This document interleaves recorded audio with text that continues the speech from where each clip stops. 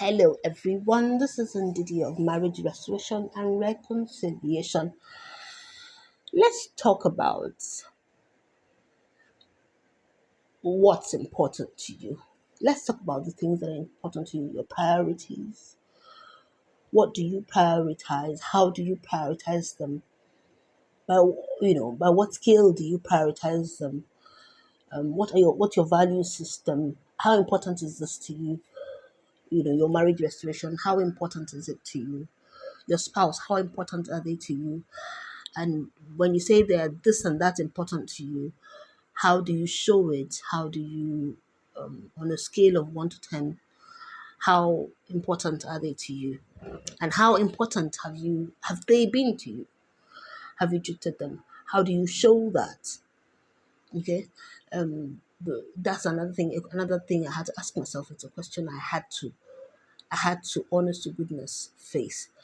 I discovered that, you see, it's one thing to say this thing is so important to you, but you don't spend time on it. You don't give it the time that it requires, you know. And sometimes you may want to give something time, but the thing is not giving you room to give it time, so you face something else, you know. But I began to learn to cajole my way into certain things. Find a way to, okay, I want to spend time with this person. I want to spend time with my spouse. I want but for some reason he's not in that frame of mind at this time. But I need to put in quality time with him so that he knows, because in putting in quality time with him, I register the fact that he's important to me. What do I do? You begin to look for ways, begin to find ways to ensure that you do it. Don't just say, "Oh, they're busy, so okay, let me face something else," which is something that is very easy, which is a very easy trap to fall into. Oh, they're busy, you face something else. Oh, they're busy, you face something else.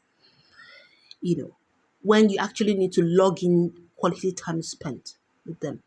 Now, they're your spouse, they belong to you. Their body is yours as yours is theirs. In other words, your person is you answer, you bear their name. Your person is there. You are theirs as they are yours.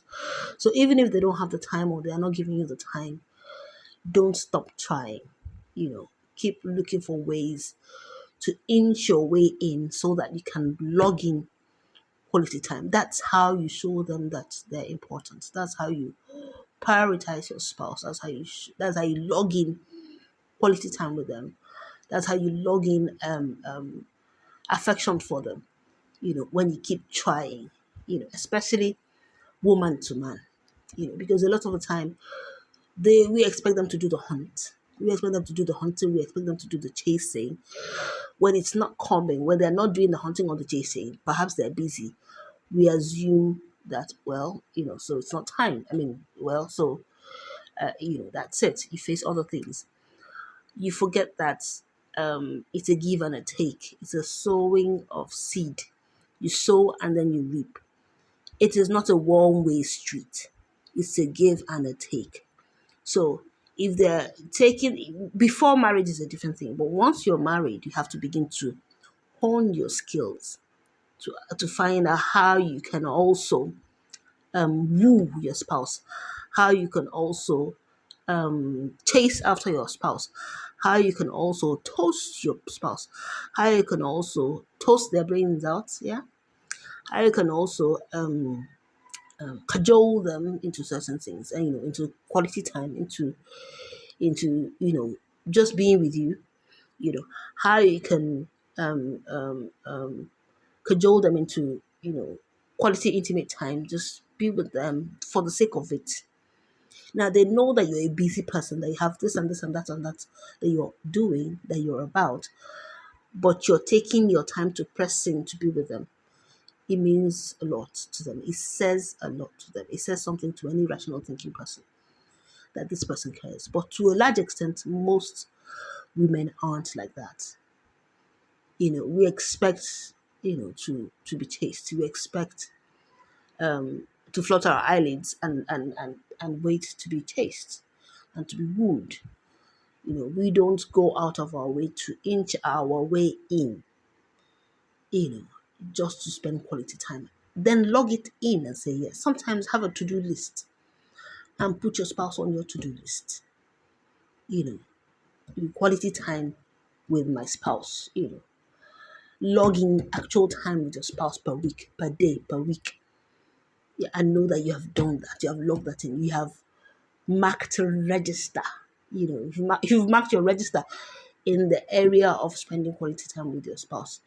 Because you see, where your treasure lies is where your heart will be. You know, it's a natural principle. Where your heart is, for one to know where your heart is, it's a biblical principle. If God wants to know where your heart is, God will look at where you're spending your time. If, for instance, you say you love Jesus, you love the Lord, but you're not spending quality time with the Lord doesn't register that. That's even God Himself. God doesn't register that as love. God doesn't register that as. God is not going to look in your heart to say, just to say, oh, because His heart is pumps when He thinks about me. No, God is looking at the things you do. Do you obey Him? Do you spend quality time with Him? That's His love language. That's how He understands. That's how He expects you to show love. The same way, your spouse, is watching you to see what you spend most of your time on. If you're spending most of your time on your extended family members, most of your time on your children, most of your time on your work matters. Fine, we spend more time at work than we spend at home if you have a paid employment. But when you now come home, how are you? What's your poise? What's your general attitude? Is your general attitude that of, okay, now work is done. Okay, now I'm at home. I want to pour myself into serving you. I want to spend quality time with you. I want to be there. I want to drink in every single moment with you. Is that how you're communicating it? Sometimes the way we communicate this and the way we are poised speaks louder than the things that we actually do. So you can be poised to serve, to drink in every moment. Yeah, that's your attitude. But you may not actually be there. You may be, shopping. But your husband can perceive that, oh, her attitude is to serve me. Her attitude is to spend quality time with me, to drop everything else and spend quality time with me. She understands how important this is. And she's giving it the time that it requires.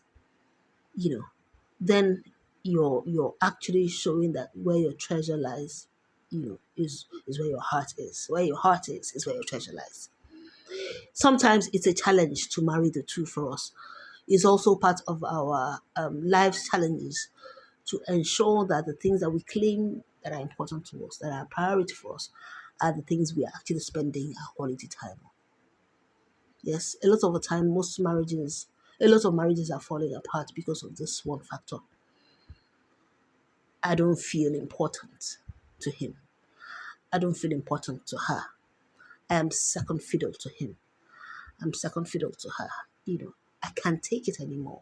I can't take being second fiddle anymore. It's so painful to be second fiddle. Yeah, some marriages are not even separated yet or divorced yet, and a lot of marriages are managing this sort of situation. But they are not happy. They're not living in the ultimate God's will for themselves as a couple. If this is you, please, you can begin to work on it. And when you begin to work on it, the results will come sooner than you imagine it. Wishing you all the best. God bless.